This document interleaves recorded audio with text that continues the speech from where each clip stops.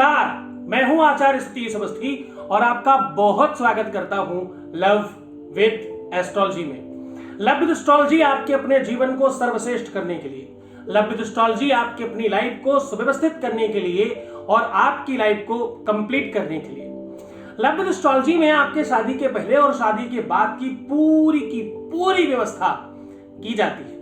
Love with astrology में विवाह के पहले और विवाह के पश्चात का हर कार्य, जहां पर शादी के पहले और शादी के बाद की कोई भी समस्या, चाहे वो तुम्हारे लव लाइफ की हो, चाहे तुम्हारे रिलेशनशिप की हो, चाहे वो तुम्हारे अपने पर्सनल लाइफ की हो या तुम्हारे अपने अंदर की बात हो, हर एक तरफ से आप उसमें 100% बेनिफिट पा पाते हैं। यहां रोज वेद, वेदांग, शास्त्र, पुराण, गीता, उपनिषद इत्यादि के कार्य में इत्यादि की चीजों को हम रोज आपके सामने साझा करते हैं, उसका रिसर्च और उसकी व्यवस्थाएं। आज हम कह रहे हैं कि आप अपने रिलेशनशिप को बहुत स्ट्रांग कर सकते हो। आज हम कह रहे हैं कि आपके अपने रिलेशनशिप में आप बहुत कंप्लीट हो सकते हो। आज मैं कह रहा हूं कि आप अपने रिलेशनशिप को, अपने प्यार को, चाहे वो शादीशुदा जीवन हो, चाहे वैवाहिक जीवन हो, चाहे तुम्हारा प्रेम हो, चाहे तुम्हारा रिलेशनशिप हो, उसे आप पूरी तरह से ठीक कर सकते हो। इसे करने के लिए आपको बहुत सारा कुछ आवश्यक नहीं है। आज आपको चाहिए एक लाल कलर का धागा और उसकी लंबाई होनी चाहिए आपके बराबर। आप उसे अपने पैरों के अंगूठे से दबा करके सीधा खड़े हो जाइए और अपने सर तक नाप लीजिए। आज मैं कह रहा हूं कि तुम्हारी लंबाई का धागा तुम्हारे जीवन में प्यार को खींच कर लाएगा। इस डोर में वो ताकत, वो क्षमता, वो बल है जो आपके अपने जीवन में प्यार भरेगा। इसमें वो व्यवस्था और वो ताकत है, इसके अंदर वो बल है जो आपको 100% कंप्लीट करेगा। ये तुम्हारे प्रेम की सौर्यगाथा है, ये तुम्हारे अपने निजी जीवन की पटकथा है, ये तुम्हारे अपने वास्तविक लाइफ का एक आगाज है। इसे आप अंदाज में परिवर्तित करिए। आप अपना सिग्नेचर स्वयं मेंटेन कीजिए। तुम्हारे शादीशुदा लाइफ में किसी भी प्रकार की समस्या हो या तुम्हारे प्रेम लाइफ में, तुम्हारे लव लाइफ में, प्रेम है तो जीवन है। सरलता, सहजता और तुम्हारे अंदर वो मधुरता आती है ना, जब तुम स्वयं को भूल जाते हो, जब आप स्वयं को स्वयं से ज्यादा जान पाते हो, तो समझना कि ये प्रेम है। प्रेम को समझने के लिए थोड़ा और गहरा उतरना पड़ता है। प्रेम को समझने के लिए प्रेम में पूरी तरह से डूबना पड़ता है। प्यार में बहुत बार तुम किसी की मजबूरी बनते हो और कभी कभी प्यार तुम्हारी मजबूरी बनता है। दोनों ही परिस्थितियों में आप अपने को खो तो बैठते हो। जब आप अपने आपे में नहीं रहें, जब आप अपने को नहीं समझ पाए, जब आप अपने को किसी भी स्तर पर कंप्लीट ना कर पा रहे हो, अपने को संभाल ना पा रहे हो, ऐसी कंडीशन में, ऐसी सिचुएशन में आपके जीवन में लव विद एस्ट्रोलॉजी काम करती है। जब आपके जीवन के सारे उपाय, सॉल्यूशन, तंत्र, मंत्र, यंत्र, जितना भी तुम्हारे तरफ से किया जा सकता प्रयास था, वो सब तुमने कर लिया। अब ये दरवाजा है जहां से तुम्हारे जीवन को बेहतर बनाया जा सकता है। आपको जल्दबाजी नहीं करनी है, आपको धैर्य रखना है, आपको अपने आप को संभाल के रखना है, अपना बहुत ध्यान रखना है, खूब पानी पीना है, सुंदर बनने की कोशिश करना है, मुस्कुराना है और अपना बहुत ध्यान रखना है। तुम सुधरोगे तो जग सुधरेगा, तुम ठीक होगे तो सब ठीक होगा। तुम्हारे अंदर वो बीजारोपण करो प्रेम का, जिससे सामने से वो फसल का आगाज आने लगे। कहीं दूर कुछ सुगंधी हो तो तुम तक पहुंच जाती है। कभी हवा और बयार वो चले जो तुम तक वो बात पहुंचा देती है। तो तुम सुगंधी फैलाना, हवा और बयार चलाने का काम तुम्हारे परमात्मा पर छोड़ना और तुम्हारे गुरु पर छोड़ देना। इसके अलावा तुम्हें कुछ नहीं करना। तुम्हें सिर्फ ये करना है कि वो सुगंधी को, अपने जीवन की दुर्गंधी को सुगंधी में परिणित करो। तुम्हारे 20, 25, 30 सालों का, जितने भी तुम साल के हो, जितने भी वर्षों के हो, उतने सालों का अनुभव है तुम्हारा निजी स्वभाव है। वे तुमने अपने व्यक्तित्व से, तुमने अपने स्वभाव से अभी तक जो किया सब सही किया है, लेकिन ध्यान रखना ये गलत भी हो सकता है। तुमसे कुछ गलतियां भी हो सकती हैं, तुमसे कुछ अपराध हो सकते हैं। तुम इंसान हो, क्योंकि भाई अगर गलती रुलाती है तो राहें भी दिखाती है। मनुज गलती का पुतला है, वो अक्सर ही जाती है, लेकिन जो गलती को न दोहराए उसे इंसान कहते हैं। पर हम गलतियों को बार बार दोहराते हैं। आज सुबह मुझे कोई मिलने आए, मैं आज दिल्ली में हूं, आप लोग मेरे बैकग्राउंड से समझ पा रहे होंगे कि आज वो स्टूडियो नहीं है, आज आवाज भी बहुत बेहतर नहीं आ रही है तुम्हें, क्योंकि स्टूडियो में वो सारी व्यवस्थाएं है ना, यहाँ नहीं है। आज सुबह मुझे कोई मिलने आया, उनका कहना था कि मुझे बचपन से लोग गलत नजर से देखते हैं, मैं किसी को कुछ भी समझूं पर लोग मुझे एक ही बात समझते हैं।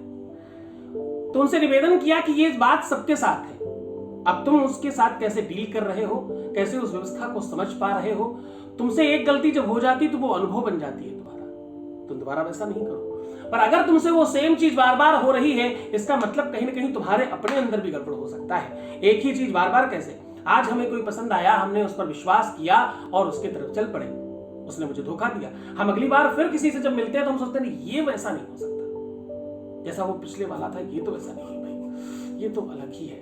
हम फिर से गलती करते हैं, हम फिर धोखा खाते हैं, फिर अगली बार सेम चीज करते हैं, नहीं नहीं ये तो बिल्कुल भी वैसा नहीं, इसका रूप रंग भी अलग है, इसकी तो कदकाठी अलग है, इसका तो नाम भी अलग है। तुम फिर अपने मन को समझाने की कोशिश करते हो, तो कहीं तुम जबरदस्ती करके अपने मन को समझा करके सारी की सारी चीजों को खराब तो नहीं कर रहे। यहां पर तुम्हें अच्छे नेविगेशन की जरूरत है। यहां पर तुम्हें एक ऐसा मार्ग पथ प्रदर्शक चाहिए जो तुम्हारे मार्ग को प्रशस्त कर सके, तुम्हारी लाइफ में पूरी तरह से तुम्हें समझाकर बुझाकर आगे बढ़ाकर तुम्हारी लाइफ को तुमसे तुम तक मिलवा सके और तुम्हारे जीवन को ठीक कर सके। ऐसी कोई व्यवस्था चाहिए। वो व्यवस्था बनाने के लिए तुम्हें आगाज करना होगा, पर बड़ा ध्यान से, जल्दबाजी नहीं। क्योंकि तुम्हारे जीवन में अगर संकट है, तुम्हारा दिल टूटा है, अगर तुम्हारा रिलेशनशिप ठीक नहीं चल रहा, तुम्हारा वैवाहिक जीवन ठीक नहीं चल रहा, अगर तुम्हारी शादीशुदा लाइफ अच्छी नहीं है, अगर तुम्हारे जीवन में ये सारी की सारी समस्याएं हैं, तो इसका सीधा मतलब है तुम संकट में हो, आपत्ति में हो। और आपत्ति में सबसे पहले क्या ध्यान रखते हैं? सबसे पहले क्या आया? धीरज धर्म मित्र और नारी, आपत्ति काल परखी हो जारी। इन चार चीजों में सबसे पहला जो प्लेटफॉर्म प्रथम में है उसका नाम धीरज। फिर तुम्हारा धर्म है, धर्मो मित्र और नारी। नारी मतलब तुम्हारा पति या तुम्हारी पत्नी। आपत्ति काल परखी हो जारी। इन चार चीजों का आप उस समय परख सकते हो, और तुम उसकी उल्टी तरफ से भागते हो। तुम धीरज को सबसे लास्ट में परखने की कोशिश करते हो। तुम सबसे पहले किसको परखते हो? जब तुम बहुत परेशान होते हो तो तुम सबसे पहले अपने पति, अपनी पत्नी, अपनी लवर जो तुम्हारी प्रेमिका या प्रेमी है, उसके साथ तुम्हारा अनसन शुरू हो जाता है, वाद विवाद स्टार्ट हो जाता है। अगर सामने वाला ऐसी कंडीशन में है तो तुम्हें उसको सबसे पहले धैर्य दिलाना है, और अगर तुम उसमें हो तो तुम्हें धैर्य रखना है। पहले नंबर पे वो आता है, पहले नंबर पे झगड़ा नहीं आता। फिर दूसरे नंबर पे तुरंत तुम्हारे मित्र लोग आ जाते हैं, तुम उनके साथ गुफ्तगू करने लगते हो, वो भी गलत है। तीसरे नंबर पे आता है वो, पहले नंबर पे धीरज आता है, फिर तुम्हारा धर्म आता है। धर्म के बाद तीसरे नंबर पे तुम्हारे मित्रगण आते हैं, जिनको तुम पहले दूसरे नंबर पे रखते हो। तो ये सारी के सारे सीक्वेंस का मामला है, इसे ठीक करो। इसे जैसे ही तुम ठीक करोगे, तुम्हारे जीवन में वो सब कुछ बेहतर हो जाएगा जो तुम पाना चाहते हो। चलो सीधे उपाय की ओर लेकर के चलते हैं। आज थोड़ा समय कम है, वार्तालाप कम करेंगे, अगली बार फिर से कुछ बढ़िया बातें तुम्हें समझाएंगे। तो चलो आज जल्दी से जान लो उस उपाय को, उस सॉल्यूशन को। उसके पहले एक वॉइस मैसेज ले लेते हैं। Voice message please. गुरुजी, मैं जिया बात कर रही हूँ यूएसए से। थैंक यू सो मच गुरुजी, मैंने आज आपको थैंक यू कहने के लिए वो कॉल किया है। मेरा जो भी काम था आपकी वजह से हो पाया, मैं उसके लिए बहुत बहुत थैंक यू आपके लिए। I really appreciate that. Well like जो इंसान मुझसे 7 महीने से बात नहीं कर रहा था, there was no single call और नो सिंगल मैसेज, वो आज वो बंदा आज मुझसे बात कर रहा है, मुझसे मिला और पहले से भी बेहतर तरीके से मुझसे मेरे साथ है अभी वो। अब वो मुझसे भी ज़्यादा मुझसे प्यार करने लगा है। लाइक इट्स ये मेरे लिए बहुत बड़ी अचीवमेंट है, और लाइक ये काइंड ऑफ ड्रीम है। लाइक बहुत अनबिलीवेबल सा था, हमारी कोई बातचीत नहीं थी। वो बंदा मुझसे बहुत नफ़रत करता था, इन द सेंस वो कोई भी तरीके से मुझसे बात करने के लिए मतलब रेडी नहीं था। उसने मुझे हर जगह से ब्लॉक करके रखा था, कॉल में, मैसेज में, सारे सोशल मीडिया पर मैं ब्लॉक थी। बट ये सब कुछ हो पाया Guruji. Now we are together, we are thank you so much, really appreciate that, thank you so much Guruji, thank you. बहुत बहुत धन्यवाद, साधुवाद। ये जो भी कुछ हो रहा है, लाभ, जो भी कुछ बेनिफिट तुम्हें मिल रहा है, तुम्हारा काम हुआ ही इसलिए क्योंकि तुम्हारे अंदर श्रद्धा है, क्योंकि तुम्हारे अंदर वो विश्वास है, तुम्हारे अंदर वो सब कुछ है जिसकी जरूरत थी। तुमने बनाया, तुमने किया, सब कुछ तुम्हारा है। मुझे क्यों ही तुम धन्यवाद करते हो? ये परंपरा बनाए रखना। लेकिन देखो, मैं सब कुछ मना करूं, तुम मेरी बात सब मान जाना, पर ये बात कभी मत मानना कि तुम्हें धन्यवाद करना है, क्योंकि सबसे पहला धन्यवाद है ग्रेटिट्यूड तो चाहिए साहब। हर चीज का धन्यवाद करते चलो। कौन सा क्षण आखिरी है क्या पता? क्योंकि धन्यवाद निर्विवाद हानि लाभ सही है। धन्यवाद निर्विवाद होना चाहिए, उसमें कोई विवाद नहीं, बिल्कुल स्वतंत्रता से धन्यवाद होना चाहिए। क्योंकि धन्यवाद निर्विवाद हानि लाभ सही है। जाही विधि राखे गुरु ताही विधि रहिए। जाही विधि राखे प्रभु ताही विधि रहिए। धन्यवाद निर्विवाद हानि लाभ सही है। तो चलो उपाय की ओर सीधा लेकर के चलते हैं। उपाय जान लो उस धागे का, उस डोरी का, जिससे तुम्हारा प्रेम खिंच कर आएगा, जिससे तुम्हारा प्रेम तुमको मिल जाएगा। ये वही उपाय है जिसे करके बहुत सारे लोगों ने, बहुत बड़ी संख्या में लोगों ने पा लिया। इस उपाय को करने के लिए, बताने के लिए लोग बहुत सारा पैसा लेते हैं। इस उपाय को करके तुम्हारा काम करवा दिया जाया करता है। ये उपाय तुम खुद क्यों नहीं कर लेते? तुम अपने पंडित खुद क्यों नहीं बनते? तुम अपनी पुजारन खुद क्यों नहीं बनती? तुम अपने पंडित बनो, तुम अपनी पुजारन बनो, तुम खुद वो सब कुछ करने की कोशिश करो। और फिर नहीं होगा तो हम बैठे हैं ना, क्यों तुम चिंता करते हो?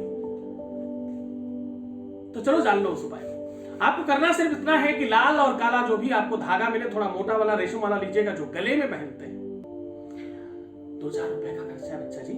इसे आप पूरा अपनी हाइट के बराबर नाप लीजिएगा। खड़े होकर के अपने पैर के अंगूठे से फंसाइएगा और आंखें बंद करके अपने सर के ऊपर हाथ रखिएगा और जहां हाथ का एंड आ रहा हो वहां से उसको कट कर दीजिएगा। इसमें आपको लगानी है 7 गांठें। 7 गांठ लगाने के बाद इसमें नींबू और कपूर लगा देना है पूरे भर में। नींबू कपूर लगाने के बाद रविवार, मंगलवार, शनिवार और बुधवार, इनमें से किसी भी दिन जला करके नीचे जलपात्र रखिएगा, उसे जलने दीजिएगा और कुछ भी टपके उसको पानी में टपकने दीजिएगा। जब ये पूरा जल जाए, जो भी पानी में गिरे उसको थोड़ा ध्यान से देखना, समझने की कोशिश करना। कुछ प्रतिबिंब बना है क्या? कुछ दिख रहा है क्या? कुछ पता चल रहा है क्या? पर ध्यान रहे कि नींबू और कपूर थोड़ा ठीक से लगाया जाए। अगर कदाचित कपूर बहुत अच्छे से न लग रहा हो तो थोड़ा घी का प्रयोग भी किया जा सकता है। इसे पूरी मन से करना। उसके बाद उस जल को या तो स्नान में यूज कर सकते हैं और या तो अपने हाथ और पैर उसी में अंदर डाल करके धुल करके उसे बाहर फेंक सकते हैं। दोनों में से जो सुविधाजनक लगे वो आप कर सकते हो। इस पानी को थोड़ा बाहर गंदगी में फेंकिएगा, जहां थोड़ा कम अच्छी जगह। बस इतना सा करना है। इसे पूरे मन से, पूरी श्रद्धा से, पूरे विश्वास के साथ करना। अपना बहुत ध्यान रखना, मुस्कुराना, खुश रहने की कोशिश करना, पानी पीना और अपना बहुत ध्यान रखना। भगवान शिव तुम्हारे जीवन में खूब सारा प्यार भरे, तुम्हें आनंदित करे, तुम्हें सुव्यवस्थित करे और तुम्हारी लाइफ को पूरी तरह से अच्छी करे। ओम नमः शिवाय।